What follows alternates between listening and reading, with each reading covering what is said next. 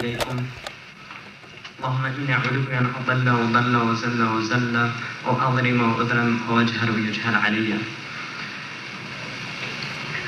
The first thing I want to start with a hadith that's related by Imam al-Tabarani with an isnad,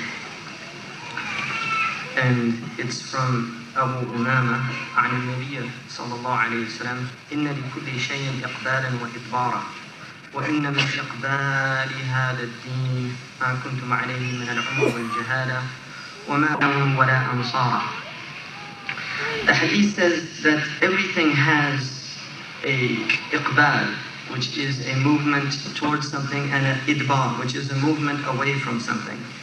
And from the iqbal of this deen, from this deen's coming to us, moving towards us, he said, is that you were in blindness and ignorance. And then Allah subhanahu wa ta'ala sent me with what I have to you. And from this deen coming is that a tribe will learn fiqh, all of them, an entire tribe, bi'asriha, until you will not find in that whole tribe one fasiq or two fasiqs, one bad person or two bad persons. And then he said, if they speak, these two bad persons are maqhurani, dalilani, they're the ones that have to shut up. They're the ones that don't have any authority and power, the bad people. Because they're surrounded by too many good people, so they don't have a time to actually, or an opportunity to bring their filth into the community. And then he said, if they speak out, they will be subdued, conquered, and belittled, put down. And then he said, from the movement away of this deen, is that a qabila, tajfu bi'asriha. Jafa means they'll become harsh. They'll become harsh. The entire tribe, until there will only remain one or two faqirs, people who understand the deen of Islam. And if they speak, these two people, with good, encouraging them, the whole tribe will attack them and say, uskut, be quiet, don't tell us. And then he said, sallallahu alayhi wasallam, if they command to good or forbid evil, they're overpowered by these people. And they're weak amongst them, and they won't find anyone to help them and anyone to give them support. A'wanan wa ansara, people to give them victory, people to be an aun, a support for them. Now, I'd just like to mention one thing in relation to this hadith. I first became Muslim almost 20 years ago. When I became Muslim, I think it was after a year that I found out that tayammum was not permissible if there was water when you were traveling. In other words, and Allah forgive me because I don't know how many, if I prayed without, I can't remember. But I learned that tayammum, after 1 year of being Muslim, with Muslims, living with them, because I was initially taught if you're traveling, you have a choice. If you can do tayammum, it's a rukhsa, it makes it easier, or you can do wudu. I didn't know that was wrong until after a year of being Muslim. I had some people tell me put your hands here, some people tell me put them here, some people told me move the finger, some people said no, keep the finger still. I started becoming bewildered. What's going on here? What is this teaching? And I realized after a few years that the only way that I'm going to get any peace of mind is to find out for myself. And I realized that I have to first learn Arabic, because the literature, and there's more literature now in English, but at that time when I became Muslim, and Sidi Abdullah Hakim knows that this is true, and other people around at that time, there was not a lot of literature in English, and there certainly wasn't any books on fiqh to teach you anything about fiqh. So I realized I had to go and find out. Well, at that point, the trouble begins. Because where do I go? Where do I go? As a young, I was about 21 years old, and I decided I want to seek knowledge, and I said, where do I go?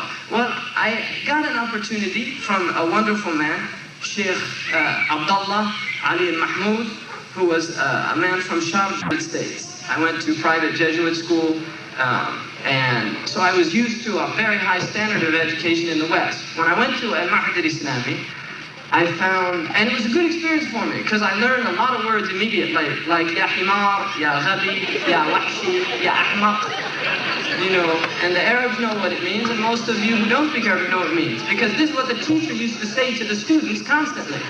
Oh donkey, oh jackass, oh fool, oh idiot. So I learned those words very quickly, because you learn things that you hear all the time. Now, I had never seen that, because I grew up in a place where the teachers actually respected you.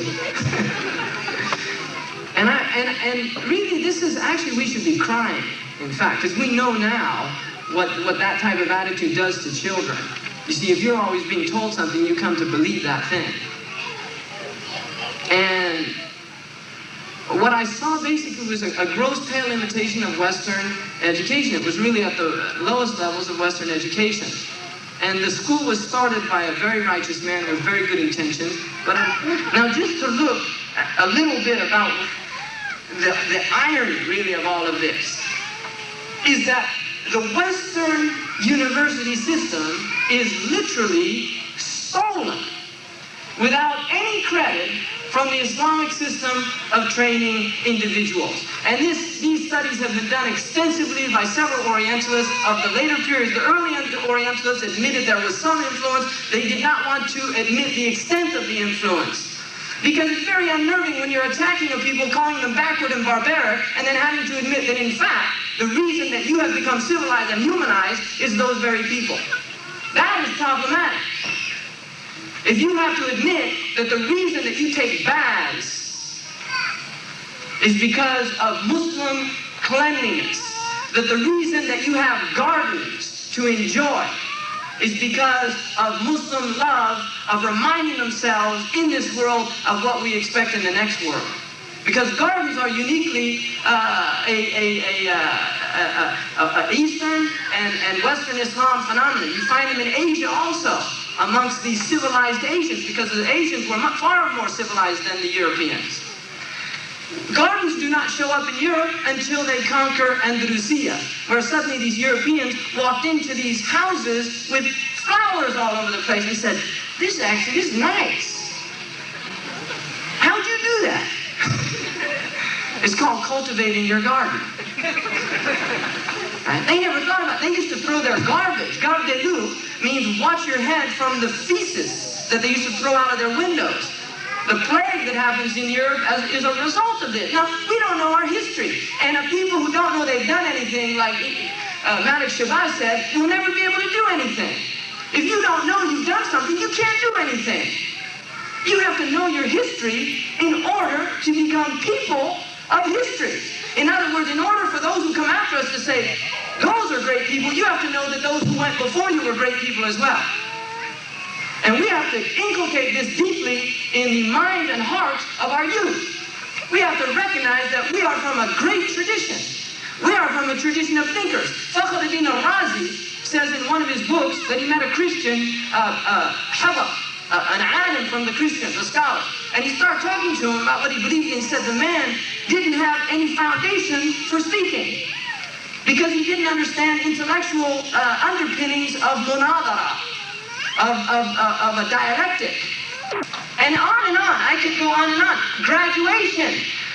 Where do they get this gown from? Because it looks a lot like what our scholars wear in the Middle East.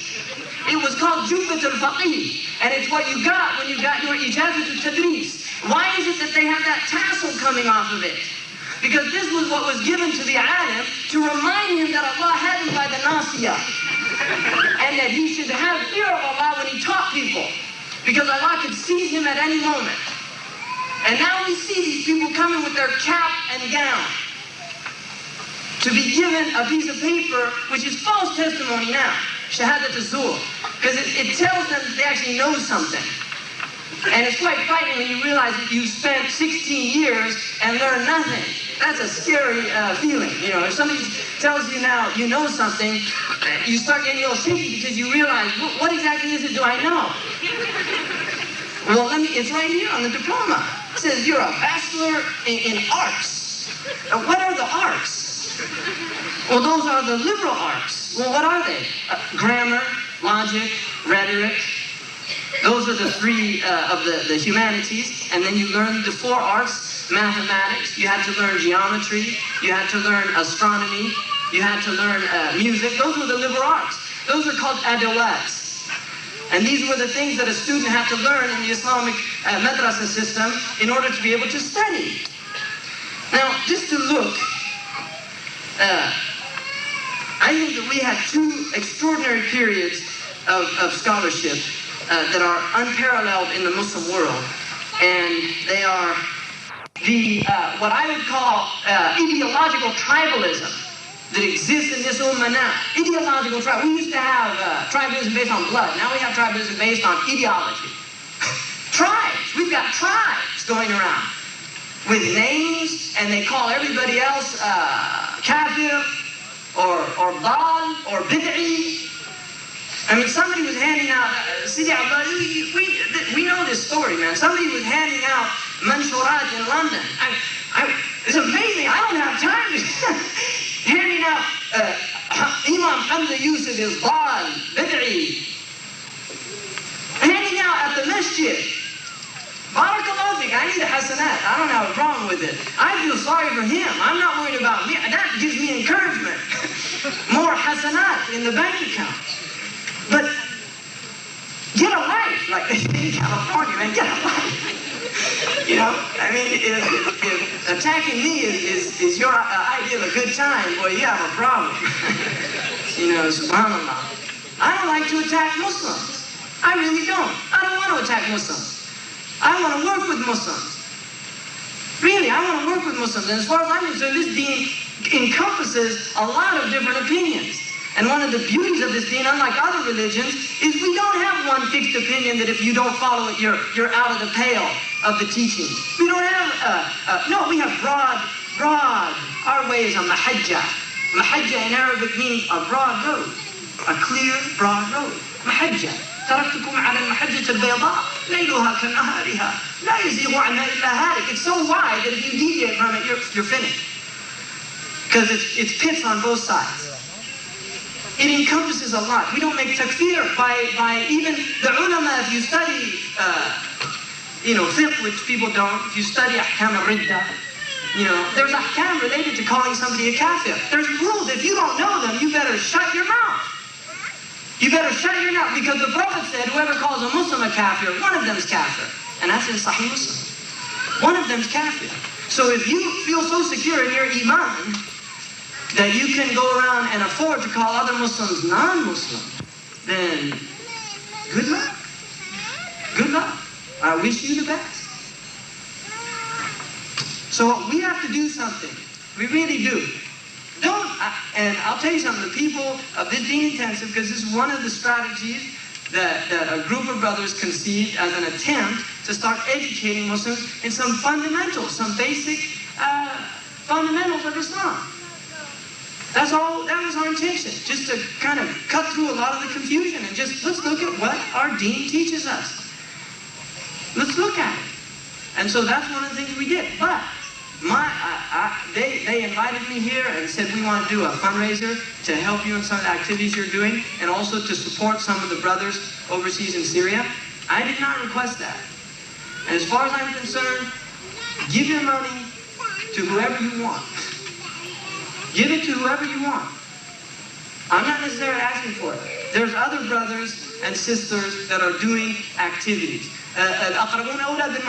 The people in Toronto, they have more right to your money than I do. But give your money, support activities, rejoice when a new masjid opens, when a new madrasa opens, when people start coming into this deen, because they're coming in now. I'm seeing this. There are people coming into this deen now, and we have to be able to accommodate those that we have and to accommodate those that are coming in, because it's happening. We have a crisis in the American prison system. Because we have so many Muslims. I was there not that long ago, and I gave a talk. 6 people became Muslim, said Shahada after it. One of the sheikhs that we brought from Mauritania, our community, went and gave a talk, and 10 people became Muslims. One of the brothers, Askiya Muhammad, who is the head of the Governor's Commission on Drug Abuse and a youth authority speaker, went to the youth authority, gave a talk. 40 men under the age of 18 embraced Islam after his talk. 40 men. What are we going to do? Because it's not just saying, La ilaha illallah Muhammad Rasulullah. There's all of this stuff suddenly that we as a community are responsible for these people. And now there's people at the intellectual levels that are getting interested in Islam. There's people at, really, it's happening. And there's a point where it's going to reach critical mass. It will, because it's the deen of Allah. And we have a promise from Allah that it will complete its light, that it will be in every house. بِعِزِّ عَزِيزٍ أَوْ ذُلِّ ذَلِيلٍ. It will be in every house, Islam. It already, in a sense, that's already starting to happen because Islam is the hot topic. And they're scared. And the only people that are scared, like Malcolm used to say, are the wolves that want to prey on the sheep. Because Islam is about protecting the sheep. It's about protecting the weak from wolves. So those are the people that are worried. And they put fear in the hearts of the sheep because they want to eat them for lunch. And the wolf eats the one that strays from the flock. So when the Muslims are united, we don't have to worry about wolves. And the only thing that I've ever seen in the history of Islam that's united us is knowledge. When there are ulama to guide us, when there are fuqaha to give us proper opinions, despite their diversity, that they're true and proper. And we recognize that to make a munkar, you have to know that it's a munkar. You have to believe that there's a benefit in doing it, and that the benefit is greater than harm that might come about from attacking the munkar, and that the munkar is mujma' alayh, that all the ulama are in agreement about it. A lot of people don't know those rules. But those are the rules that the ulama have given us. But a lot of people don't know those rules. There's a time when you shouldn't condemn a munkar because it'll lead to a fitna greater than what you're condemning. And you have to be wise. That takes wisdom. لِيُعَلِّمُهُمُ الْكِتَابَ وَالْحِكْمَةِ. To teach them not just the rules, but the wisdom to apply those rules in their lives. In the hadith that's related in the Muwatta of Imam Malik, مَنْ يُرِيدِ اللَّهُ بِهِ خَيْرًا يُفَقِّهُ فِي الدِّينِ. If Allah wants good for someone, He gives them understanding of this deen. وَإِنَّمَا الْعِلْمُ بِالتَّعَلُّمِ. Knowledge is acquired painfully through the act of learning. Imam al-Qarafi says about this hadith, al-mubtada mahsurun fil khabar. In Arabic grammar, the mubtada is contained in what's being told in the sentence. وَالشَّرْط mahsurun fil mashruط. And the condition is contained in what is conditioned. So he says, Allah's irada of khayr, His desire for khayr for somebody, is based on that person understanding their religion. If they don't understand their religion, it means Allah didn't want good for them. وَالْعِيَاذُ بِاللَّهِ. So we ask Allah subhanahu wa ta'ala to give us fiqh in the deen, to understand the deen. And just the last thing, why? So that there were no strings attached. So a man was free to teach with a clear conscience. But that comes from people that are concerned with the whole process of teaching and learning. So he says here, it was in essence privately supported, a private individual, the founder, instituted as waqf, his own privately owned property for a public purpose, that of educating a segment of the Muslim society which he chose. In one or more of the religious sciences and their ancillaries, he created his foundation by an act of his own free will without interference from any authority or power, because it's the right of every Muslim to start a Muslim institution to educate Muslims. That is a right of every Muslim. And you don't have to be an alim, but you have to find one that can teach the people. Even when the founder was caliph or sultan or other highly placed functionary, he created his institution in his capacity as a private individual. So even the sultan, like the sultan who made the Nizamiyya, Nizamuddin, he was a great sultan from the Khurasan. And he set up a system of training of which Imam al-Ghazali was a chief advisor.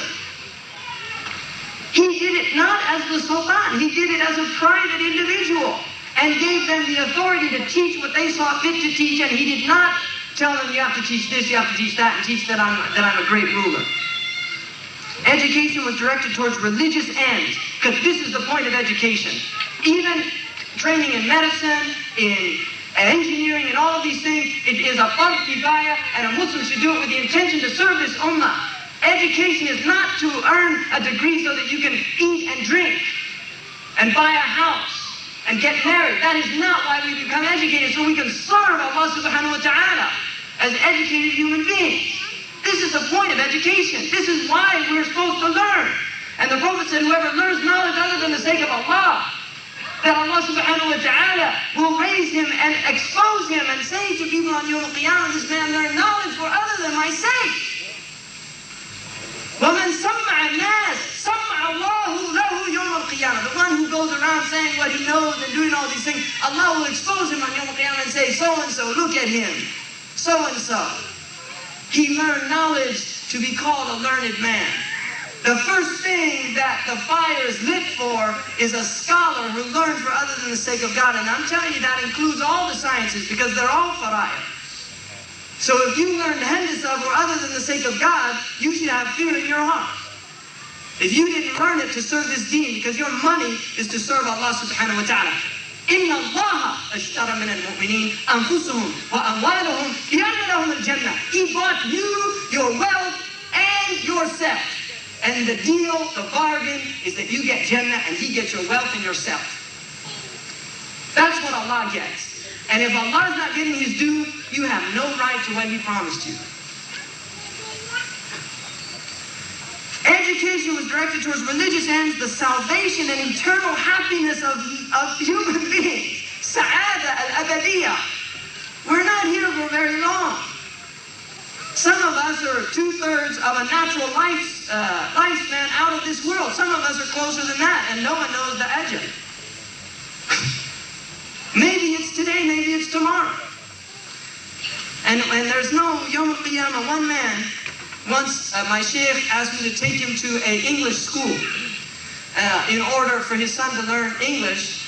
Very brilliant scholar. He wanted his son to learn English. And he asked me to go with them so I could help them. He thought maybe they didn't speak Arabic. I went there. It turned out that the man was an Arab. I won't say from which country. And the man saw me. Oh, he's American, huh? And then he said, you know, they really don't know English.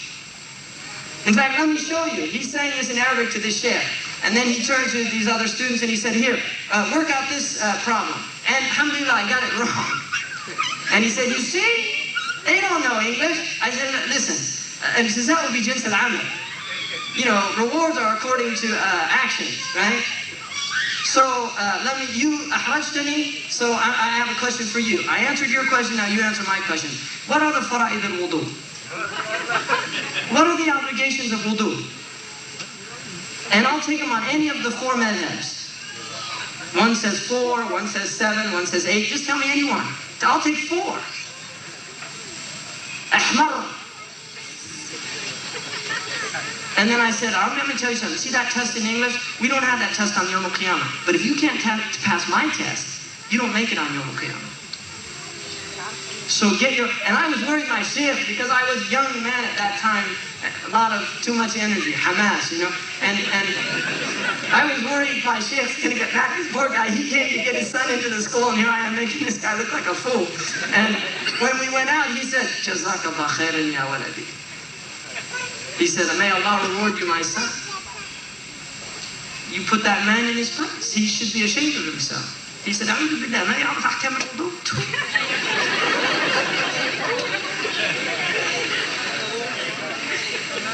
It was directed towards the establishment of Allah's government on earth. So it had an individual goal. This religious establishment had an individual goal, which is the happiness of the people that learn in it and study in it. But it had a collective goal, which is to establish Allah's deen on the earth. The society at which it aimed was one in which Allah subhanahu wa ta'ala was the hakim. The culture it aimed at developing was one inspired by the Quran and the Hadith. A culture inspired by the Quran and the Hadith. Alaykum wa rahmatullah.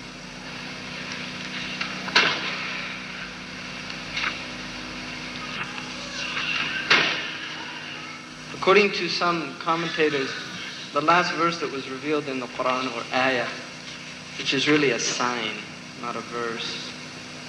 Ayah means sign. Was the ayah that says, Al-yawm akmaltu lakum dinukum. Today I have perfected your deen. And when that ayah was revealed, according to some it was revealed on the day of Jum'ah in Mecca. on the day of Arafah. And when the Prophet ﷺ recited that ayah, Abu Bakr radiallahu anhu wept, because he knew that that meant the end of wahy, or revelation from Allah. What I'd like to do, inshallah, I wasn't planning on doing this, but I think the best things are left unplanned, is to, inshallah, look at some of the verses, the ayahs, the signs that were recited by the Qari in Surah Ar-Rahman, because they're extremely important and they're very pertinent to the time that we're living in. In that, everybody knows. And this chapter comes, it was revealed because the Quran revealed a chapter that said, actually an ayah, that said, call on the Rahman, Ad'u ar-Rahman, call on the Rahman. And the mushrikeen, the polytheists, the people worshipping idols, didn't know what that meant. Ar-Rahman. What does Ar-Rahman mean? So they asked, Ma Ar-Rahman? What's the Rahman? Now in Arabic, the words come out of root words. You have a stem root, like Rahima, which means to show mercy. And then from that root are derived words or nouns. The Rahman is what they call a sigha mubalagha, or it is a verb that shows some emphatic nature. It's a very strong form of saying merciful. We would say in English, very merciful, extremely merciful. That is the way you would say that Ar-Rahman meant. And so they asked, what is Ar-Rahman? And from this, it was revealed. Ar-Rahman. In Medina. Ar-Rahman. The merciful. And then we're told who the merciful is. Allam al-Quran. This is the first definition that Allah, according to the Muslims, tells us the nature of the merciful, that He allam al-Quran. Now, allama in the Arabic language means a few things. It comes from a root word which is alima, to know.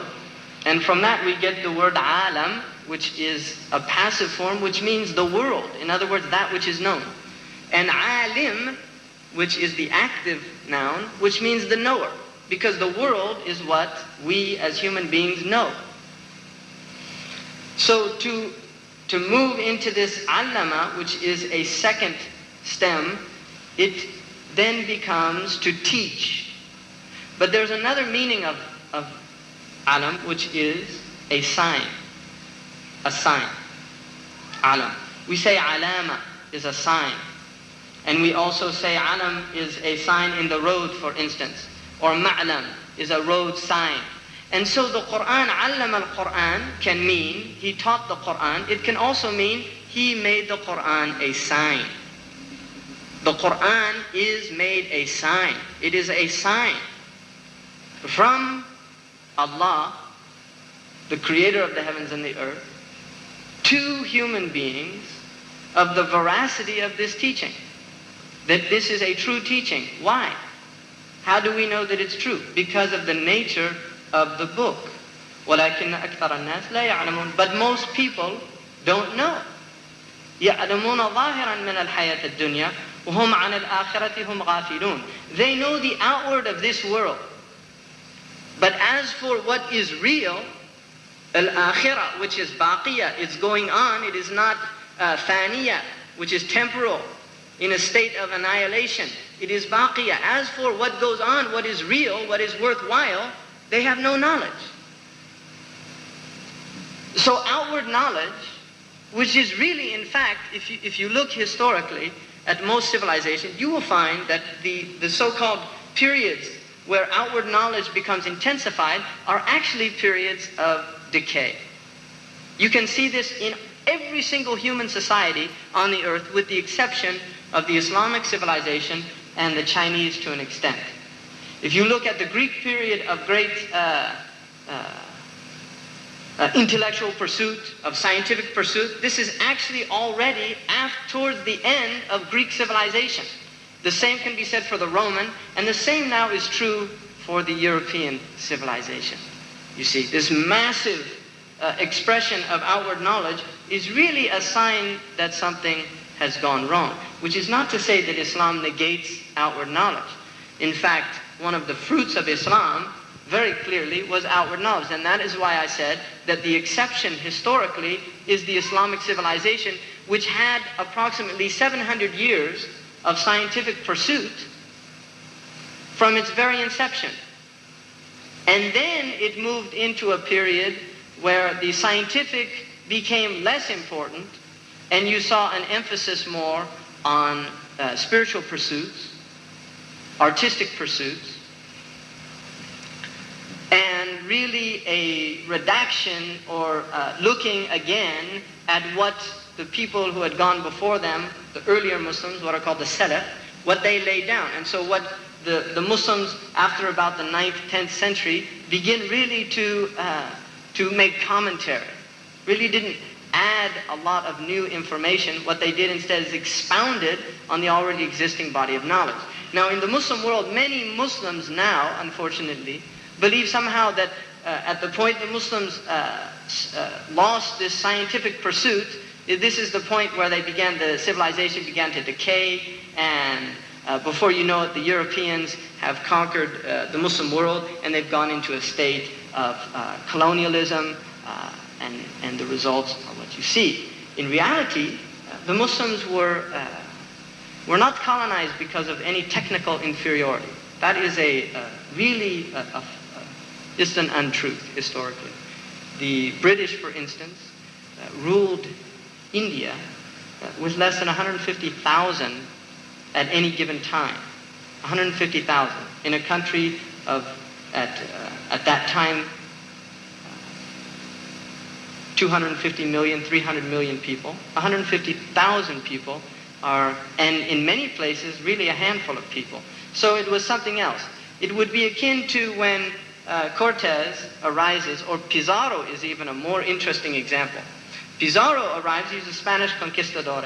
He arrives to the South America, the Incan civilization, and a people with 500 men, he destroys a nation of over 1 million people.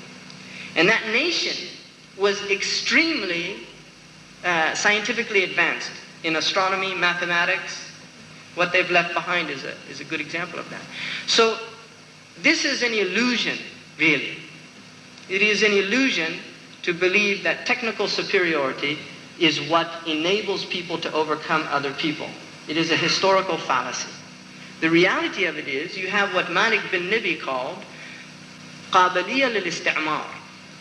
What this means is that in the same way that your immune system becomes weak and you become susceptible to certain illnesses, that if you were in a healthy condition, you would not be susceptible to them. So his point was, the Muslim world had reached a point where they were susceptible to the state of colonialism, to subjugation. You see, the word in Arabic, in the Quran, Allah mentions that one of the reasons that He has made peoples in a hierarchy in this world, لَقَدْ قَسَمْنَا بَيْنَكُمْ مَعِيشَتْكُمْ فِي الْحَيَاةِ الدُّنْيَا.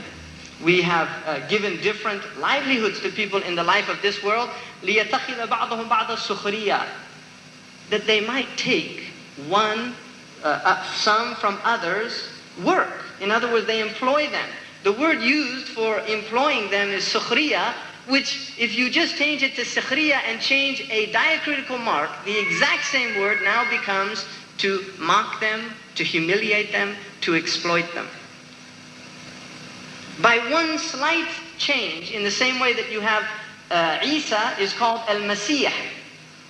The Dajjal, the Antichrist, is called, and Antichrist is really a bad translation for Dajjal. Dajjal literally means, and it's used in Arabic, and any Arab knows this, it means imposter. It means somebody pretending to be something he is not. If you say Dajjal to an Arab about somebody, he will understand that that person is an imposter. In other words, he is presenting himself as something, and in reality he's something else. So the Messiah, who is Isa, the Messiah, in the last manifestation of the people on the earth, there is this Dajjal, who is an impostor, Masih. He is called Masih. That change is literally one dot on the form of the letter Ha. You put a dot on it and it goes from being Messiah to Masih, a monster. And so this is the nature of the world, you see. That very slight changes of perception, very slight changes in human nature for sukhriya and sikhriya can radically alter the transaction between human beings. When Allah says "Allama al-Quran," He's telling us that He taught the Quran to the human being through the Prophet Muhammad sallallahu alaihi wasallam. And then immediately after that, to give us a clear definition of Ar-Rahman, He says "Khalaq al-Insan." Now, khalaqa is a beautiful word in Arabic. It means to create out of nothing. When we are talking about Allah, if we say "Khalaq Allahu samawati wal ard," we say Allah has created the heavens and the earth out of nothing. If He created them out of something, we would say sawwara, fashion them, form them from an already existing material. When we say khalaqa, when we say Allah is al-khaliq, what we are saying is that Allah subhanahu wa ta'ala has created this out of nothing. Not from His own self. This is not an emanation from God. Lam yalid wa lam yulad. He did not produce anything. He did not give birth to anything. Nothing came out of Him. Walam yulad. And He came out of nothing. He did not come out of anything. Allah always was. Allah was, and nothing was with Him. And He is as He was in His absolute reality. Because we are contingent. Our existence is based on Allah's existence. We are not absolute reality. This is not absolute reality. None of this. It's contingent on that Allah has made it out of nothing, and at the moment that Allah subhanahu wa ta'ala decides, He can again return it to nothing, as it was. Now, if you use the word khalaqa for a human being, it means to tell a lie. You see, or ikhtalaqa, to tell a lie. Because we do not create. Inna Allah in al-Bayhaqi, the Prophet sallallahu alayhi wa sallam said, Inna Allah khaliqu kulli sani'in wa san'atihi. Allah creates, is over all things witnessing. The signs now are, and this surah is a beautiful example of this. These signs are unfolding at such a rate that there are not enough intellects to interpret the information coming in. That is how fast information is coming at this time. At this juncture in the human saga, there is so much information coming in to the astronomers, to the biologists, to the geneticists, to the psychologists, to the geologists, all of these different fields, that they literally cannot synthesize it. But what you will see, an underlying thread, is that in each one of these fields, they are singularly recognizing fundamental truths that the Quran articulated to the human being, and this is an uncreated book, articulated to the human being through the bayan, through the clarification, 1400 years ago.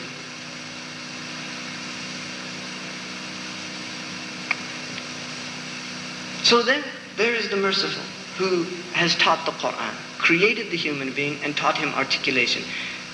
The human being is placed between these two things, Quran and the ability to understand the Quran. If either one of them is not present, then we don't call this creature a human being. We call him less than human. If a person does not think, he is not really a member of the human race, because this is what has made us human, the ability to think. You know, Descartes, the French philosopher, said, I think, therefore I am. And a German phenomenologist much later came along and said, no, he got it wrong. I am, therefore I should think. The fact that you have the ability to think is all the more reason that you should. And yet we live in a society that is absolutely bent. It is bent on preventing people from thinking. And this is an extraordinary thing to me. Because they think, at a very high level in this society, they think very deeply. They really do. I mean, you can see it. If you go and look at the stuff they're researching, what they're thinking about, and yet there is, and if I was paranoid, I would tend to think that this was really a conspiracy against the human race. That's what I would think. If I was of a paranoid personality, I would definitely think that there are actually people that don't want human beings to think. They want to keep them dumb, like animals. They want to keep them literally chained in their own minds, penned in their own minds, like chickens in a coop. I mean, this is what one would suspect if one looked objectively at the media, at the educational system in this country. There's a beautiful book that I would recommend all of you to read. It's by John Taylor Gatto. It's called Dumbing Us Down. And it's by a man who was given the award of the Teacher of the Year award in the state of New York City, one of the toughest states, if not the toughest, to teach in. And he was given Teacher of the Year award. And in this book he says very clearly, I am not a teacher. We do not teach. We indoctrinate. This is what we do. This is what the educational system is. It is a process of indoctrination. It indoctrinates you into the logic of this system. You see. Now, unfortunately, what happens when you come out at the end of it, and for all of you students, I'm going to depress you. When you come out of it at the end, you see you have three choices. Well, one of them is not really a choice. And you make this choice at some point in your life. You can choose to become what they call a professional. Go into law, go into medicine, something like that, a professional field. Or you can choose to become a technician, go into the technical fields. Once you do that, when you make that choice, you have chosen to be co-opted by a system and become a servant of that system. It is a choice that you make. It is a conscious choice that you make to be co-opted by a system that is bent on exploiting other people. It's bent on the continuity of human suffering. And this is not, I'm not just making things up. I mean, it's all documented. I mean, you don't have to look very far to see what, the foundations of this society. And that the basis of this society in the United States of America, in particular, and we're in the heart of darkness. I mean, this is it. We're in it. That this society is, in the words of the Hopi Indian language, Pawakatsi. It is an entity that exists by sucking the life out of others. This is how this society sustains itself, by sucking the life out of others. There, if you look in creation, and Allah constantly tells us to do this, there are basically three forms. Well, there's more, but I'm going to just give like very rough. There are three forms of major life forms. There's what's called life forms based on predation, which is preying on weak. And then there's life forms based on parasitism, where they're parasites. They don't kill the thing. They just suck the life out of it and use it. Now, some parasites are more harmful than others, you see. I mean, you can call, for instance, somebody on welfare. Many people have made this analogy that this is a parasite on but see, that a welfare recipient in this country is like a little mollusk on a whale. Now, there are big parasites. They're called CEOs. And nobody ever talks about them, you see. Nobody ever talks about them, about how they suck the life out of the society they exist in.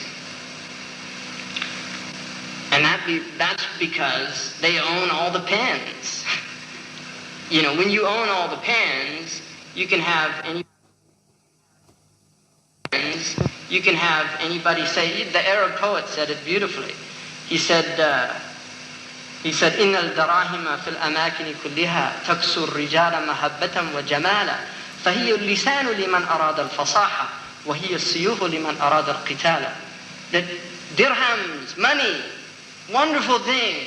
It can ornament men and make them look honorable and noble. It's a tongue for the one who wants eloquence, and it's a sword for the one who wants killing. You see, I mean, things don't change until perspectives change. There's what you call untested feasibility. Right? This is a beautiful concept that a Brazilian educator articulated, which is that there are so many things that are possible in this world. They're feasible, that people can live together, as we have historical precedent, that humans of many diverse colors and cultures and ethnicities have lived together in a mutual society where they actually help each other, where they actually don't exploit one another. I mean, we have had this. And those people that tell you that is altruism, that it's never existed, they are lying to you. And they're lying to you because it's very frightening to accept that, because of how ugly we have become. So this second